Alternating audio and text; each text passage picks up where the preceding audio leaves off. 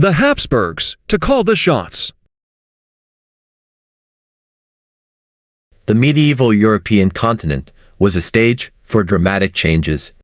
Dynasties rising and falling in a constant power struggle, its vibrancy no less than that of China's spring and autumn period. Among all the fascinating stories, the Habsburg family stands out as particularly captivating and memorable. They seem destined to be professional emperors. Their family history is nothing short of a legendary, more thrilling than TV, power-wielding, soap opera king-level, court drama. This family tirelessly played out its saga for centuries. The Habsburg family was a very ancient and profoundly influential European royal house. Its rise to prominence can be traced back to the Middle Ages. It continued into the early 20th century, spanning a remarkable 640 years. Its history can be broadly divided into 4 phases. 1. Origins and rise. In 1278, the Habsburg family originated from Habsburg Castle, Hox Castle, in Switzerland. Through strategic marriages and astute political maneuvering, they gradually rose to prominence in the Austrian territories. 2. Rule of Austria and the Holy Roman Empire, 1-7-8-1806. In 1278, Rudolf I became the Duke of Austria, marking the beginning of the Habsburg family's long-term rule over Austria. From the 15th century onwards, the Habsburgs virtually monopolized the title of Holy Roman Emperor. 3.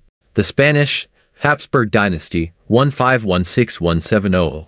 Through dynastic marriages, Charles V of the Habsburg family inherited the Spanish throne, establishing the vast Spanish Empire. Its territories included extensive colonies in the Americas, making it a veritable empire on which the sun never set. 4. The Austrian Empire and the Austro-Hungarian Empire, 1804-1918. After the dissolution of the Holy Roman Empire, the Habsburg family established the Austrian Empire.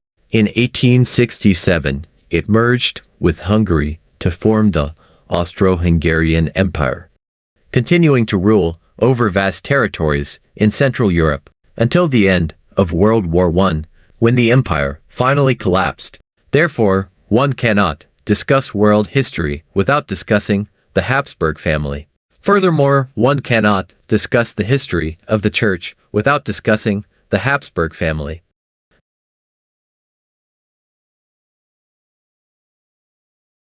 The story of a family's rise. The legendary tale of the Habsburg family must begin with their base of operations. That was in Switzerland at a castle called Habsburg. Just like in many legendary stories, this castle was their place of auspicious beginnings. Within this family, generation after generation, each member was astute and capable, and so their family slowly began to distinguish itself on the European continent. Their most remarkable skill wasn't swordsmanship or political maneuvering, but something much simpler: marriage. Yes, marriage. They treated princesses and princes as strategic weapons. Today they would form an alliance through marriage with one country, and tomorrow they would forge a kinship with another duchy. With one in-law here and another father-in-law there, they gradually and quite forcefully married into vast tracts of land. For these ambitious individuals, territory was primary, affection was secondary. Take, for example, their Maximilian I, who was truly a marriage maestro. He married Mary of Burgundy, and in one fell swoop acquired the immensely wealthy Burgundy, referring to the region in eastern France, famous for its fine wines. That wasn't the end of it. His son married a Spanish princess, and as a result, his grandson, Charles V, was even more formidable, wearing the crown of the Holy Roman Empire and ruling over the lands of Spain, including vast new territories in the Americas. At that time, the Habsburg family was simply dazzlingly successful. The super-rich of Europe, with such vast territories came a multitude of affairs. With a large family, disputes over inheritance were inevitable. Later on, the Habsburg family had to split into two branches: the Austrian house and the Spanish house. Although these two branches were still related by blood, they sometimes engaged in internal strife for their respective interests. The Spanish branch, in particular, experienced both great wealth and decline. Relying on the gold and silver treasures of the Americas, they were once incredibly rich. However, their families' characteristics were exceptionally skilled at marriage, not so skilled at governance. Later on, they consistently lost wars. Their money ran out, and eventually, they had no heir. Their lineage dying out. Consequently, the Spanish throne became coveted by the European powers, leading to mutual conflict and fierce, chaotic warfare. As for the Austrian branch, their fate also saw ups and downs. They always aspired to be the leading power in Europe. But there were always others who were unconvinced and unwilling to acknowledge their dominance. Powers like France and Prussia were constantly at odds with them. Especially the French. Sun King Louis XIV was a long-standing nemesis of the Austrian Habsburgs, and they were in conflict throughout their lives. However, the Austrian Habsburgs were quite formidable. Although their territory wasn't as large as that of Spain, they consistently held the throne of the Holy Roman Empire, which was a prestigious and influential symbol. They also married several capable empresses, such as Maria Theresa, a remarkable woman who single-handedly upheld the Habsburg family's fortunes in Austria. But even the most powerful dynasties cannot escape the tide of history. Later on, the European landscape changed, nationalism arose, and the subjects under Habsburg rule yearned for self-determination, especially with the advent of World War I. The old warship of the Austro-Hungarian Empire finally succumbed to the immense pressure and disintegrated. Thus, the once illustrious Habsburg dynasty, like a storybook turned to its final page, finally drew its disappointing curtain. However, the stories they left behind could be told for days on end. Their rise and fall, their marriage strategies, their intricate relationships with other European powers. All of this continues to be fascinating even today. The actual historical drama of the Habsburg family is undoubtedly 100 times more captivating than any fabricated court drama. The Habsburgs and the Reformation. The relationship between the Habsburg family and the momentous Reformation movement is absolutely complex and inextricably intertwined. Europe in the 15th and 16th centuries was truly a place of undercurrents. The church's power reached the heavens, and the common people harbored much discontent. Consequently, a few intellectuals raised their arms, and a mass religious reform movement, similar to China's Cultural Revolution in its destructive aspects, erupted. It was like a wildfire, scorching the beautiful landscapes of Europe, and, unsurprisingly, reaching the landlord gentry, the Habsburg family. At that time, the Habsburg family were staunch Catholics, red in tooth and claw. Their family had always enjoyed close ties with the Holy See. Even the emperor's crown had to be bestowed by the Pope. This was the defining characteristic of the Roman Empire, becoming the Holy Roman Empire. In the past, an emperor not crowned by the Holy See was called the Roman Emperor. Now, an emperor crowned by the Holy See was called the Holy Roman Emperor. Therefore, the Habsburg family firmly believed in the divine right of kings. In their eyes, the Reformation was undoubtedly a great rebellion, shaking the very foundations of their legitimate rule. Especially Emperor Charles V of the Holy Roman Empire. He was an incredibly devout Catholic, and his dominion was vast, being both the Holy Roman Emperor and the King of Spain, ruling over a large population of Catholic subjects. When the Protestant movement rose, he, as emperor, naturally couldn't sit still, thinking, "This is outrageous. If everyone follows Martin Luther and his followers, where will my imperial authority stand?" Thus, Charles V was determined to suppress the Reformation. He held debates, dispatched troops for suppression, and sought to crush the Protestant princes and commoners. The scenes were filled with the smoke of gunpowder and rivers of blood. For example, the famous Schmalkaldic War was fought over this very issue. Once the spark of fire ignites, it's not so easily extinguished. Protestant ideas, like a spring breeze, spread to every corner of Europe, gaining the support of many princes and commoners. These princes realized that by embracing Protestantism, they could break free from the church's control and confiscate church property, a highly profitable venture. Therefore, they were naturally willing to support Protestantism and oppose the emperor. They didn't bother about theological right or wrong. After all, they were all worshipping the same God.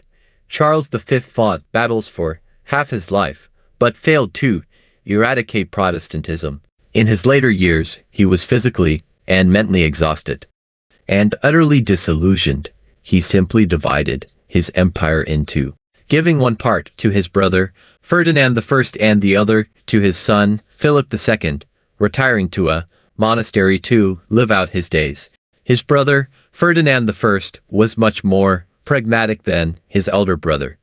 Seeing that the momentum of Protestantism was unstoppable, he simply accepted it and recognized the legal status of Protestantism. Consequently, he established the Peace of Augsburg, which stipulated cuius regio, ius religio, whose realm his religion.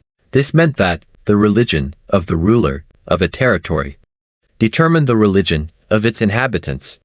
Although this religious coercion wasn't the best solution, it temporarily stabilized the situation. As for Philip II in Spain, he was also a devout Catholic who deeply loathed Protestantism. In the Netherlands, roughly present-day Netherlands and Belgium, where there was a significant Protestant population, a long war of independence broke out. Philip II sent troops to suppress the rebellion with extreme brutality, which only intensified the resistance of the local people. In the end, he lost a significant portion of the wealthy Netherlands. The Habsburg family spared no effort and exhausted their national strength to maintain Catholic rule. The result, although they successfully prevented the spread of Protestantism, in some areas, Protestantism took root and flourished throughout Europe. The Reformation movement was like a touchstone, testing the wisdom and perseverance of the Habsburg family. Although powerful, they were sometimes helpless in the face of the mighty currents of history. This religious conflict had a profound impact on later Europe. For example, the 30 Years' War was inextricably linked to the Reformation. Therefore, the relationship between the Habsburg family and the Reformation movement is truly a grand drama, filled with blood, tears, conflict, compromise, and helplessness. They tried their best to turn the tide and maintain the old order. But despite their efforts, they ultimately couldn't achieve it. The power of their family alone was not enough to reverse the course of history. A tale typical of the Habsburgs. The year 1521 marks one of the most pivotal moments in the early Reformation. The young Habsburg Emperor, Charles V, ruled over a vast empire, encompassing Spain, Austria, and the extensive territories of the Holy Roman Empire. Martin Luther, due to his Reformation ideas, was summoned to the Diet of Worms, facing pressure from both the empire and the church. Luther famously refused to recant his views, uttering the iconic words, "I cannot and will not recant anything, for to go against conscience is neither right nor safe. God help me, Amen."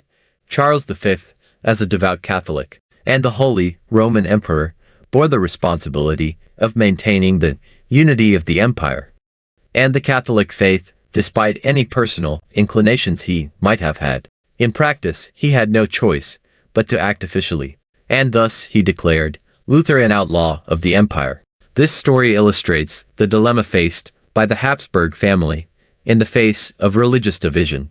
On the one hand, they had to uphold tradition and order, while on the other hand, they had to confront the challenge of emerging religious forces.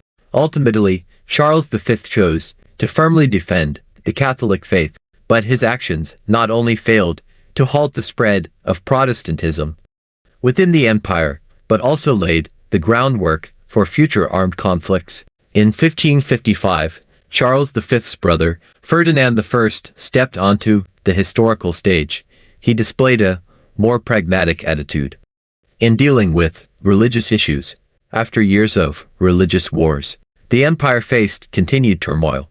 Ferdinand recognized that the complete eradication of Protestantism was unrealistic. Therefore, in 1555, he facilitated the Peace of Augsburg for the sake of peace. This treaty established the principle of cuius regio, ius religio, meaning that each principality could choose the religious confession within its territory, either Catholicism or Lutheranism, and its subjects had to adhere to it, although this was religious coercion and a form of faith-based tyranny. It was significant at the time for ending the long-standing internal strife within the empire and providing the Habsburg family's rule with a respite. Ferdinand I's pragmatic approach, in contrast to his brother Charles V's hardline stance, demonstrated the different strategies within the Habsburg family for dealing with the Reformation. In the late 16th and early 17th centuries, Rudolf II was a highly individualistic Habsburg emperor. He transformed Prague into a center of art, science, and mysticism. However, his reign was also marked by eccentric behavior and political indecisiveness. On religious matters, Rudolf II initially tended towards tolerance. This was partly due to his personal keen interest in areas such as occultism and alchemy, leading him to adopt a relatively open attitude towards different faiths. Under his rule, the Letter of Majesty was issued in Bohemia in 1609, granting Protestants a considerable degree of religious freedom. However, the later years of Rudolf II's reign became increasingly unstable, and he was eventually stripped of his power by his family. His story illustrates that not all members of the Habsburg family adopted a rigid, anti-Reformation stance, and that personal character and the political environment could influence a ruler's attitude towards religious issues. Ferdinand II was a staunch Catholic. In 1618, he was determined to restore Catholic dominance in Bohemia, which was under his rule. However, his policy of suppressing Protestants ultimately triggered the defenestration of Prague in 1618, the spark that ignited the 30 Years' War. Ferdinand II's story represents the hardline, anti-Reformation faction within the Habsburg family. He closely linked religious belief with secular rule, attempting to maintain the authority of Catholicism through forceful means. However, his rigid policies ultimately led to a large-scale war that engulfed Europe, profoundly altering the political and religious landscape of the continent, and significantly weakening the Habsburg family's power within the Holy Roman Empire. The wars of religion were not crusades. During the Reformation, the wars that plunged Europe into darkness and chaos all brandished the banner of defending the faith as if they were fought for God. However, scratching beneath the surface reveals that none of them were truly wars of religion, but rather conflicts driven by self-interest. Neither the Catholics nor the Protestants fighting these wars were crusaders. The genuine crusades, though often comprised of irregular forces and popular militias, at least had the ostensible aim of wresting the Holy Land of Jerusalem from non-believers. But the wars of the Reformation, fought back and forth, were all among Europeans themselves. Simply put, it was a family feud, Christians fighting Christians. Take the most devastating conflict, the 30 Years' War.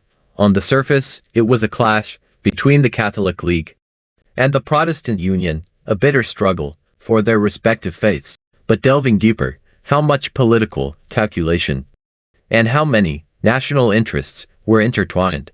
Consider France, a staunchly Catholic nation, which surprisingly jumped in to support the Protestant camp to curb the expansion of the Habsburg family. Where was the defense of faith in that? It was clearly national interest. They wanted to see the Habsburgs weakened, so that France could wield greater influence on the European continent. And what about the Protestant princes? Did they support Protestantism solely to pursue pure freedom of belief? Probably not entirely. Often, they were eyeing the political and economic benefits that Protestantism could bring once freed from the control of the Catholic Church. They could enjoy greater autonomy in their own territories and confiscate the Church's enormous wealth. A truly astronomical sum. The so-called wars of religion were often just a convenient excuse, a pretense to make their military actions appear justified. In reality, these wars were power struggles between different forces within European nations, or within a single nation. It's like a large family, where siblings, vying for inheritance, outwardly argue about who is more filial, or who is more entitled to the family business. But secretly, they are all calculating their own petty gains. The wars of the Reformation followed the same logic. The Habsburg family, to maintain their rule and the status of Catholicism, naturally waved the banner of defending the faith, and the Protestant princes who opposed them also needed a respectable reason to revolt. So fighting for religious freedom became the most plausible justification. These wars were internal conflicts within the big family of Europe. Everyone, for their own benefit, waved the flag of religion and fought to the death, resulting in the entire continent being engulfed in war, with widespread suffering and devastation. Looking through the mists of history, we can clearly see that often so-called justice and faith were merely tools in the hands of the powerful. The real driving forces were usually tangible, political and economic interests. This is precisely why wars of interest, when they can no longer be sustained, lead to negotiation. Wars of religion, even when they can no longer be sustained, continue to be fought. The term wars of religion is often used by Protestants to refer to the various conflicts during the Reformation movement. However, the wars of the Reformation movement were clearly cursed by God, because if they were truly wars of religion, God would surely have intervened to help, as there are many examples in the Old Testament. Therefore, it is inappropriate to glorify these secular massacres as wars of religion. Wars of religion belonging to God. In the Old Testament, there are wars that are considered to have been permitted, or even commanded by God, for the purpose of fulfilling His will. These wars were typically related to the preservation of the Israelite nation, and were often accompanied by God's direct intervention, or promised protection. Under the leadership of Moses and Joshua, the Israelites entered the land of Canaan. God promised to give them this land, and commanded them to defeat the nations dwelling there. Some scriptures describe how God miraculously helped the Israelites, such as the fall of Jericho in the book of Joshua. These wars are seen as God's judgment on the wickedness of the Canaanite inhabitants, and the fulfillment of His promise to Abraham. In the book of Judges, the Israelites were repeatedly oppressed by the surrounding nations. Whenever they repented and cried out to God, God would raise up judges to deliver them. These judges, moved by the Spirit of God, led the Israelites to defeat their enemies, such as Gideon defeating the Midianites, and Samson fighting the Philistines. These victories were attributed to God's salvation and protection. Saul and David, as early kings of Israel, often waged war in the name of God to resist the Philistines and other enemies, defending the territory and people of Israel. Some of their victories were considered to be with God's help. Wars of religion were not exclusive to the Old Testament. They also occurred in the early church era. For instance, the renowned Battle of the Milvian Bridge is interpreted as divine intervention. This battle indirectly defended Christianity, so it could arguably be considered a war of religion. Reflections on the Habsburgs. With the benefit of hindsight, one might argue that the Habsburg family's involvement in the religious wars was always for their own gain, thus precluding divine favor. In that case, victory or defeat simply depended on the whims of fate. However, if they had genuinely fought for their faith, they would not only have garnered widespread popular support due to a holy war, but also moved God to intervene, potentially leading to a double harvest of secular and spiritual gains. After all, those who win the hearts of the people win the world. If the Habsburg family had fought solely for religious belief during the Reformation Wars, their specific actions would have been different. But if their only aim was victory, their most critical failure was not leveraging their strengths and mitigating their weaknesses, given that they were inept at governance, but skilled at marriage politics. They should have institutionalized and industrialized marriage to its fullest potential, specifically considering their limited reproductive capacity. They could have scouted talented individuals from orphanages, adopted and trained them, imparting their knowledge and experience. Over time, these individuals would have undoubtedly become invaluable assets for overcoming challenges. Adopted sons and daughters are generally closer than mere godchildren, aren't they? Once they had this trump card, no problem in the world would have been insurmountable. Regarding the religious wars, employing beauty traps would have been more peaceful than relying on the strategies of madmen. The key is that the beauty trap is consistently effective and unfailingly successful if the temptation is sufficient. There are fundamentally no true heroes or virtuous individuals in this world.